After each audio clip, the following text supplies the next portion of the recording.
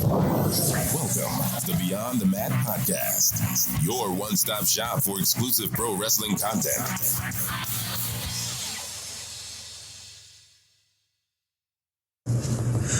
My name's Rick Boogs, and I came to rock with the Beyond the Mat podcast that is beyond the M-A-T-T podcast.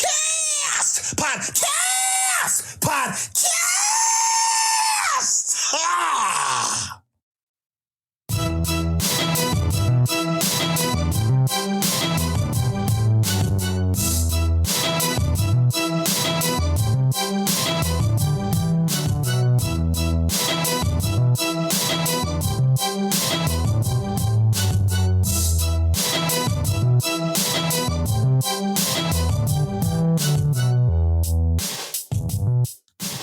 Alrighty, it's Monday Night Raw review time on Beyond the Mat for the June 20th, 2022 Monday Night Raw edition, live from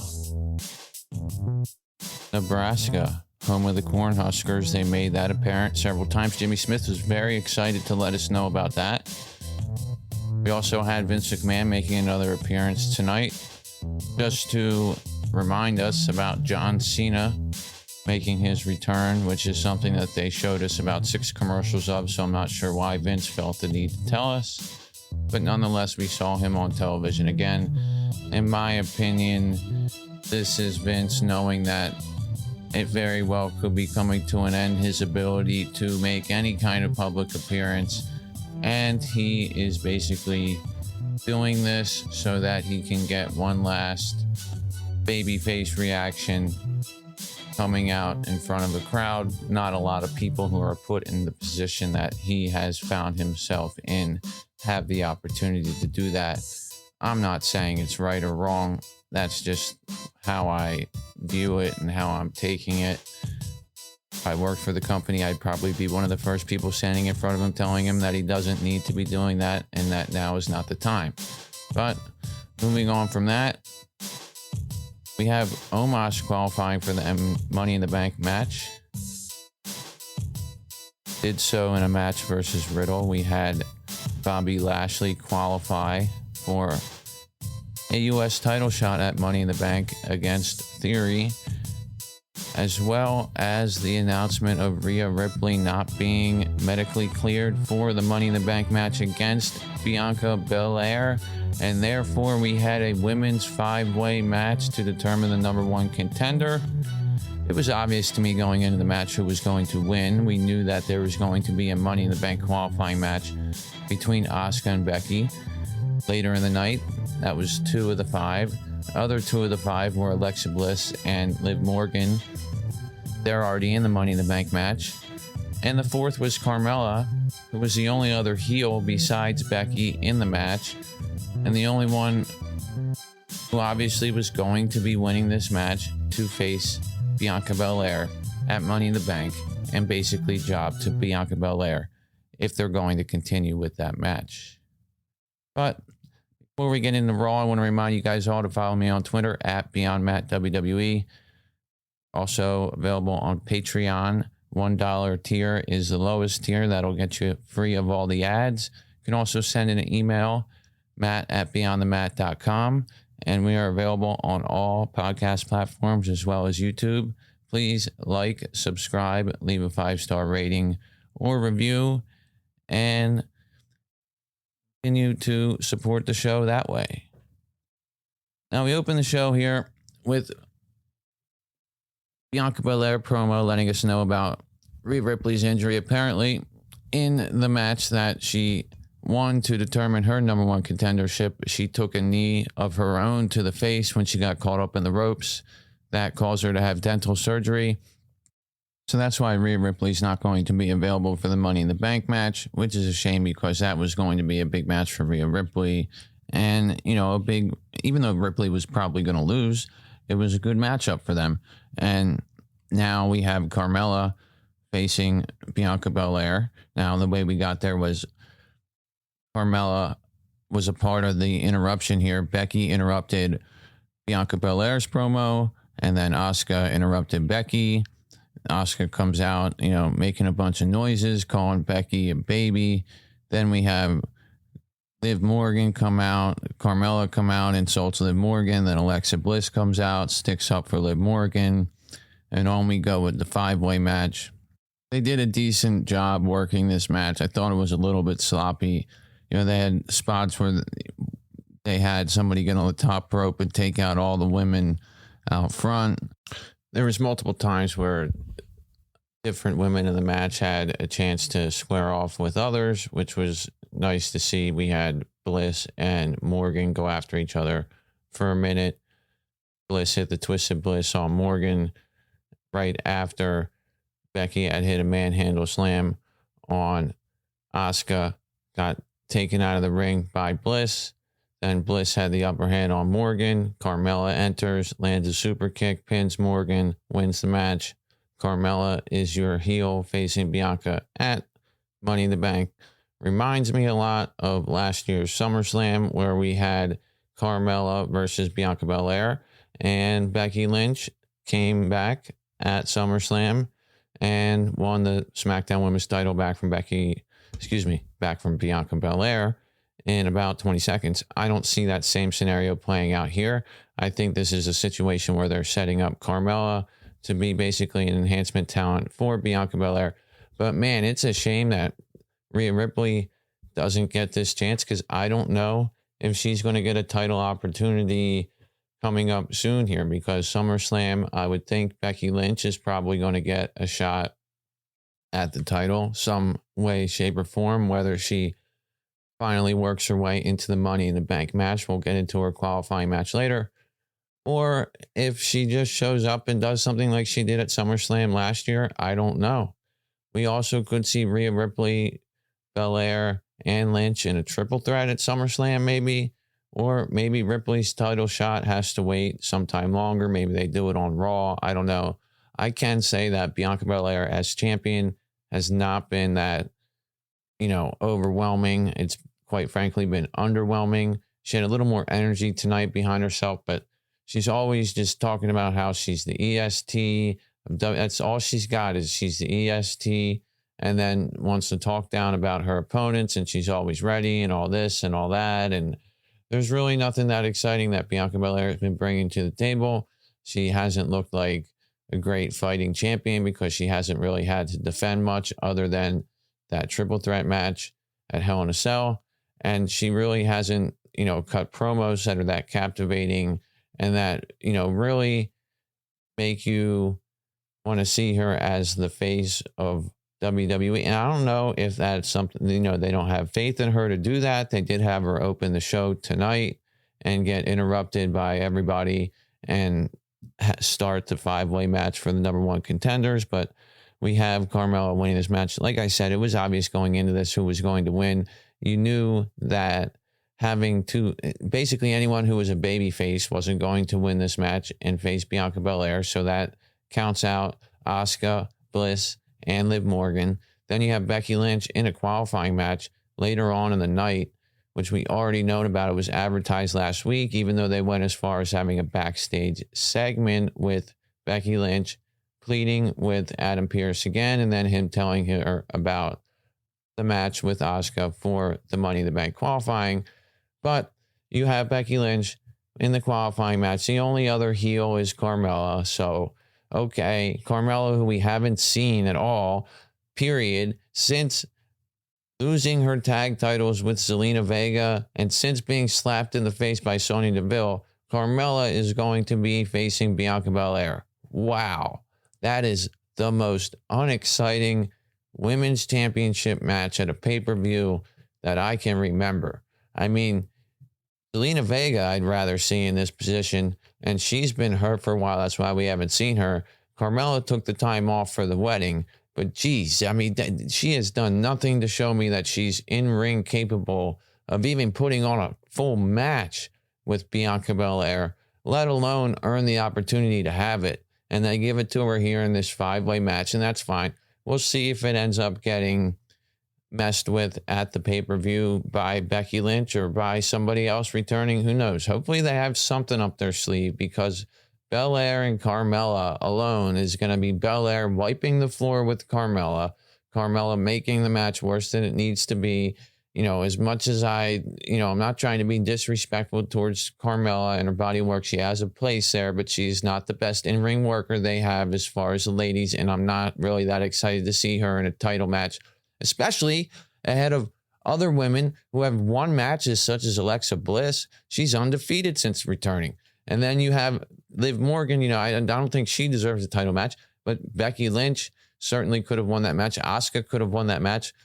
Becky Lynch, like you said, has never got her one-on-one rematch with Belair since losing at WrestleMania. So that's something that she's going to continue to talk about.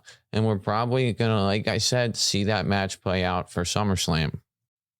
So moving on in the show here, we have Vince McMahon come out, talked about this earlier, reminded us all about how Raw's been around for 1,517 shows, and for 20 of the 30 years that it's been running, that John Cena dominated it, and that we will see him return next week.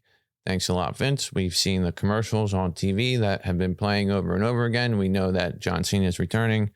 But again, I think that Vince is coming out because he wants to, number one, show everybody that he is still in charge and that things are still being controlled by him creatively, which we can obviously tell by the creative direction things are going. And number two, I genuinely feel as though he knows that what's going to come out as a result of this investigation may lead to him never being able to come out in front of a crowd again. And this is almost like a farewell tour for him. I would like to see it end, though. I don't want to see him come out at SmackDown and tell us all about what's going on SmackDown or anything like that. I think that we don't need to. We've seen him twice. That's enough. And if I was working for the company, I would tell him that.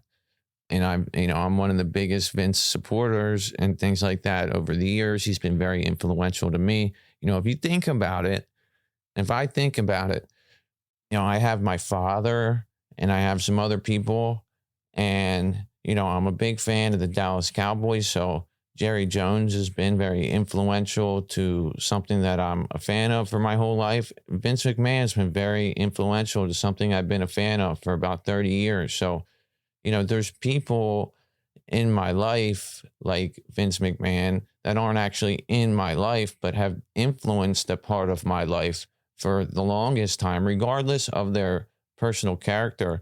And as difficult as it is to separate the artist from the art that we see, sometimes I try to do that because I appreciate what's happened over time.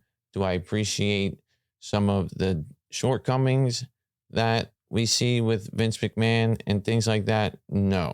And I try to enjoy the product, and that's all I'm going to say about that. So next up, we have Riddle coming out to cut a promo. Again, very heavy on the Randy Orton stuff. It's like he has his match for SmackDown last week. He comes out to cut a promo about his championship match, and basically the entire time he's talking about how much he misses Randy and how much he's going to dedicate everything to Randy, and Randy this, Randy that. We get Randy chants during the match. Randy's not even in the match, and they're chanting for him. And I would have liked to heard more from Riddle about how this match, which was the biggest of his career, was affecting him and what he was going to do to win and what it meant to him and all those things. But we didn't hear that. Heard more Randy stuff. We have MVP come out, insult Riddle, tell him that he must be hanging out with Snoop Dogg to be having access to that kind of stash, to get him that high, to think that he's going to beat the Nigerian giant. So he goes to fight Omos here.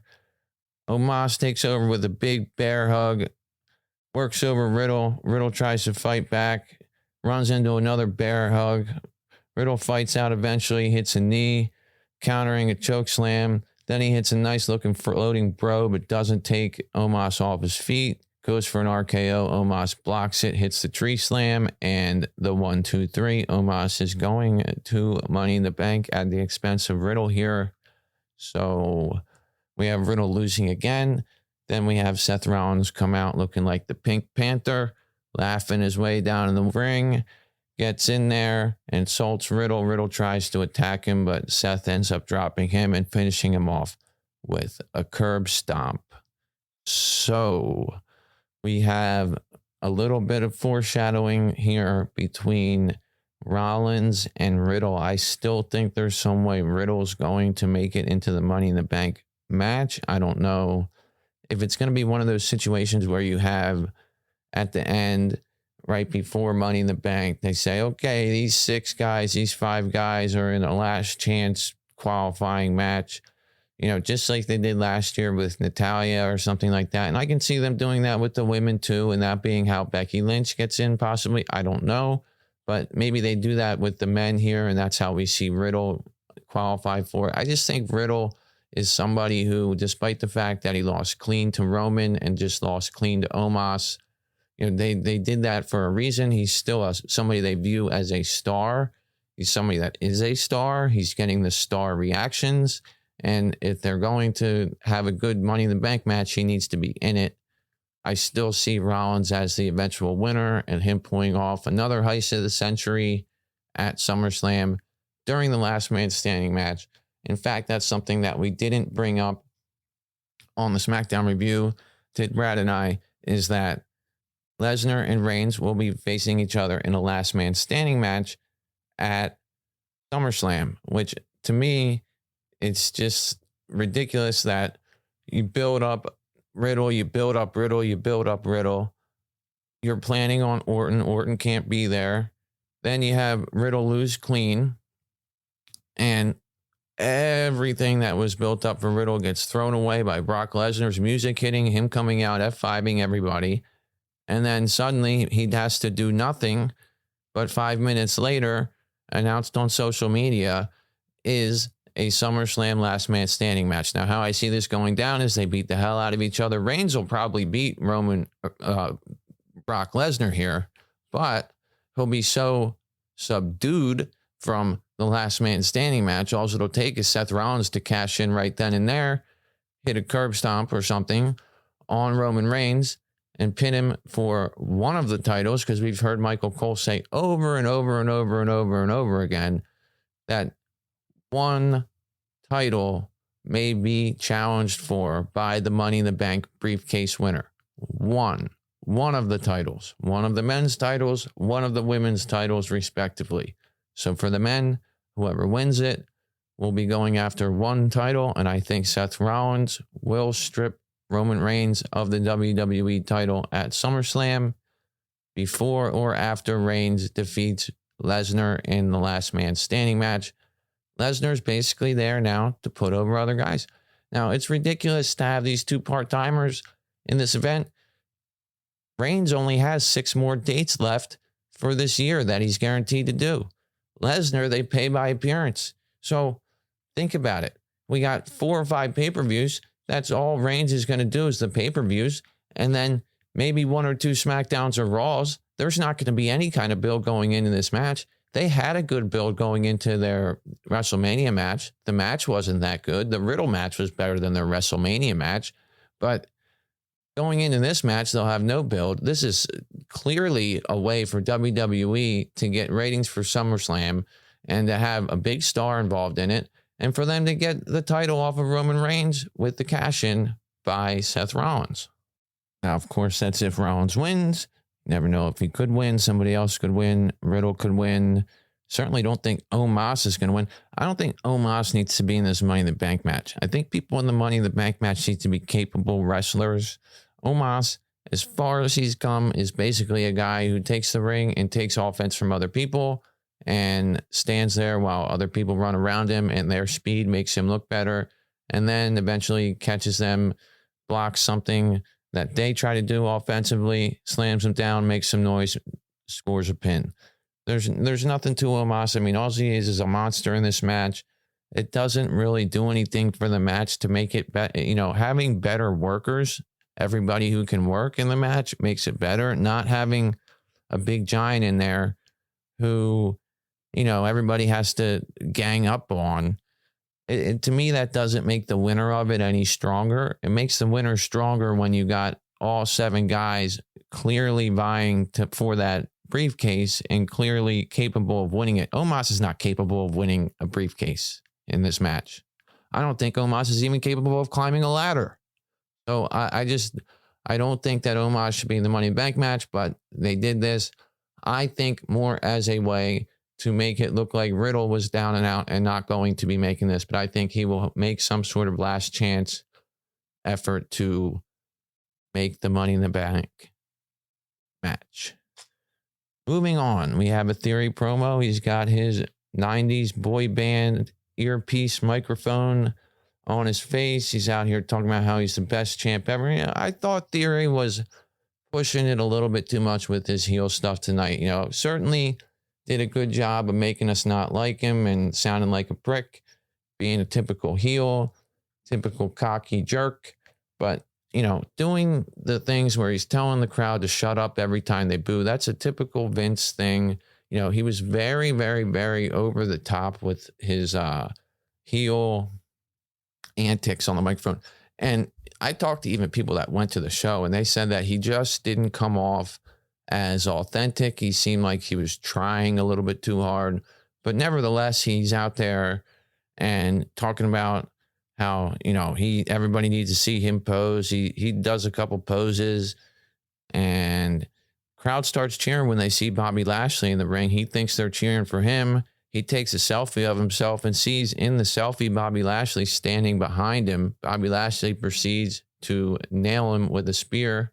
And we then have backstage Theory all pissed off, saying that he went to Adam Pearce and had a gauntlet match set up for Bobby Lashley to challenge him for the U.S. title should he win the gauntlet match. Now, during the promo, Bobby Lashley was telling Theory that the U.S. title belt would be leaving with Lashley, and Lashley kind of teased handing it back to him. So we had the gauntlet match later, and that one was, you know, pretty decent the way that they worked that match. Honestly, it wasn't just a match where Bobby ran through everybody. In fact, of the three opponents that he faced in the gauntlet match, the last opponent was the one who was made to look the weakest, but I will get to that in a minute. And we will get to everything else right after our first break. The Beyond the Mat Podcast. We'll be right back. Welcome back to the Beyond the Mat Podcast. All right, so like I say, subscribe to us on Patreon. $1 a month, lowest tier. We'll get rid of those ads for you. Follow me on Twitter at Beyond Mat WWE. All podcast platforms, Beyond the Mat Podcast. Leave a 5-star rating or review if you have the time. Where we left off was Austin Theory out here with his promo. He did mention something about being better than John Cena as the U.S. champ. So we're going to have something with John Cena and Theory coming up here. In my opinion, you know, we'll get to what happens with the U.S. title in a minute, but I think we're going to see a non-title program with Theory and Cena. So next up, we had Dawkins and Jey Uso. You know, Usos come out, they start talking a bunch of crap. Then we have Street Profits come out, they start talking a bunch of crap. Angelo Dawkins eventually challenges Jey. We have a match here. Dawkins early sent to the timekeeper's area after a suicide dive by Jey. Then Dawkins hit a back elbow and exploder suplex for 2 back in the ring. Pop-up neck breaker by Jey Uso was real nice looking. He got 2 out of that. Then we had a really big looking silencer from Angelo Dawkins. Looked like it was going to be the end, but he got a near fall. Eventually, Jey goes for the Uso splash. Dawkins catches him, hits a sky high for the 1, 2, 3. So after 2 weeks, we had Montez Ford lose to Jimmy. We had Angelo Dawkins beat Jey.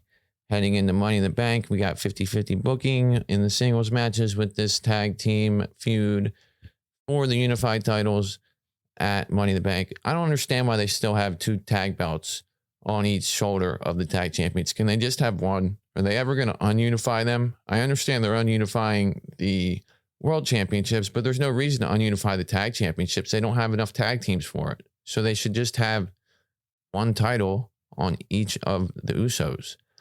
I think it looks stupid with them walking around with the red and the blue title belts. But regardless, I don't see the Street Profits winning this match at Money in the Bank. So whatever. Nice little match between the two of them. Moving on, we have probably one of the better developments of the night. We had Elias out for a concert. And, WWE did this well. They had a nice backstage segment with a split screen CGI, something like that.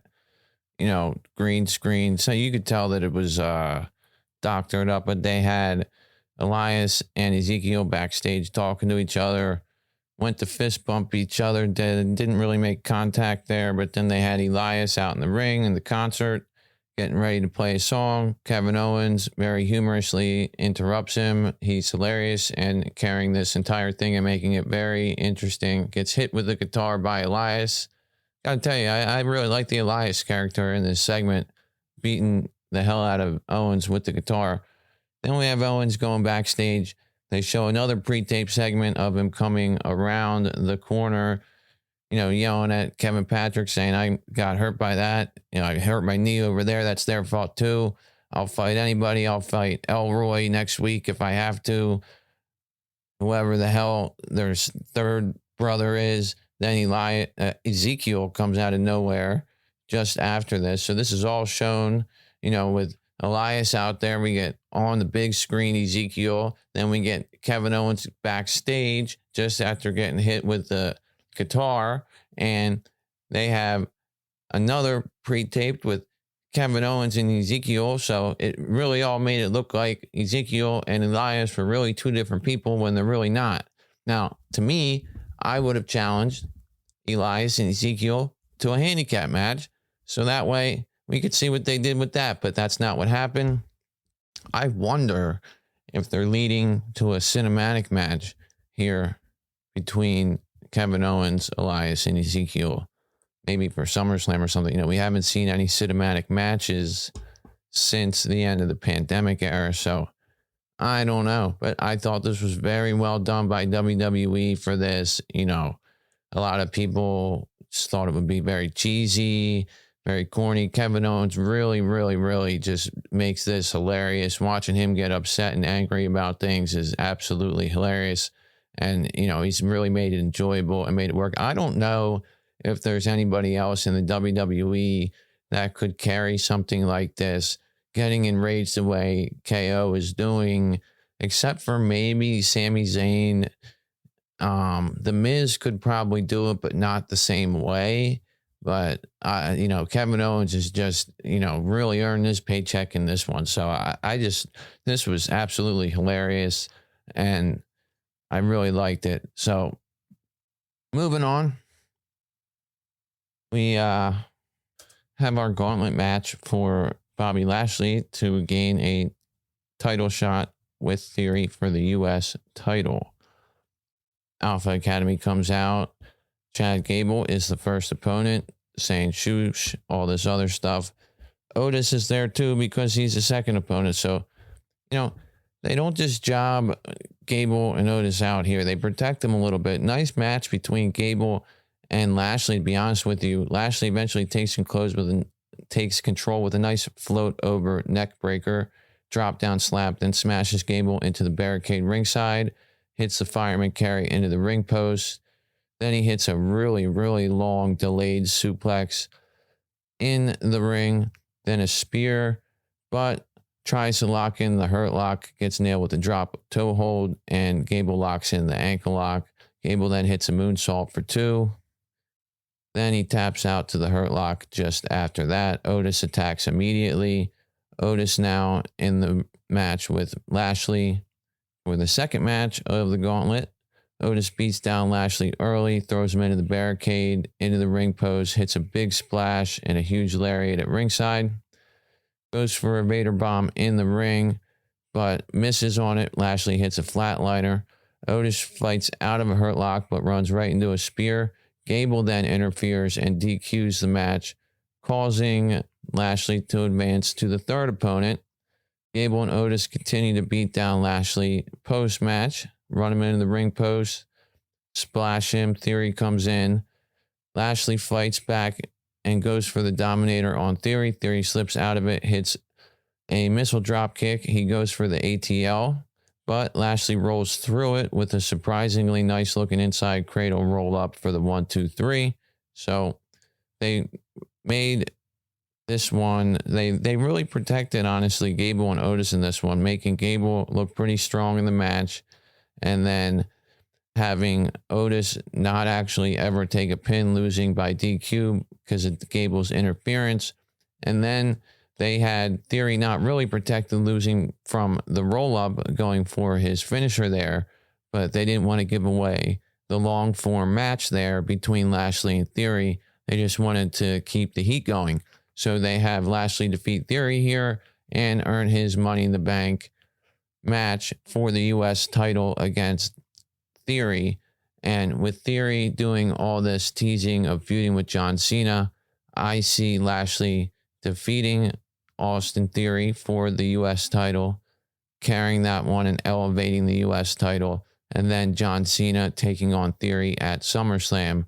Although I can also see a scenario where Lashley is defeated by Theory, puts over Theory here as he gets ready to go into his feud with Cena, and then that's your SummerSlam program for the U.S. title, Theory and Cena. Either way, as long as they're elevating Theory here in the correct way and protecting Lashley and elevating him as well as elevating the title, it all works for me. I don't know how it's all going to work out.